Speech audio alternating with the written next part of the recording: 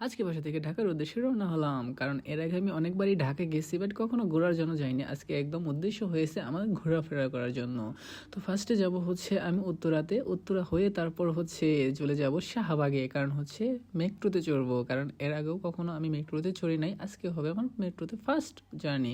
তো উত্তরাতে এসে আমি হচ্ছে একটা রিক্সা নিয়ে নিলাম। রিক্সাওয়ালা মামাকে বললাম আমাকে হচ্ছে উত্তরা মেট্রো স্টেশনে নামাই দেওয়ার জন্য। তো মামা আমাদেরকে নিয়ে চলে যাচ্ছিল, আমি আর আমার সাথে ছিল আমার ফুফাতো ভাই, দুজনে মিলে চলে যাচ্ছিলাম উত্তরা মেট্রো স্টেশনে। তো ফাইনালি চলে আসলাম মেট্রো স্টেশনে। এখন আমরা হচ্ছে উঠে যাব উপরের দিকে। উপরে উঠে তারপর হচ্ছে দুইটা টিকিট কেটে নেব, কারণ আমরা ছিলাম দুজন, তাই জন্য হচ্ছে টিকিট কেটে হচ্ছে চলে যাব শাহবাগের দিকে। তারপর হচ্ছে আমরা টিকিট কাটার জন্য চলে আসলাম এখানে। তারপর দেখি একজন টিকিট কাটতেছে অলরেডি। তারপর আমরা পিছনে দাঁড়িয়ে গেলাম, ওনার শেষ হলে তারপর হচ্ছে আমরা দুটি টিকিট নিয়ে চলে যাচ্ছি হচ্ছে মেট্রোর দিকে।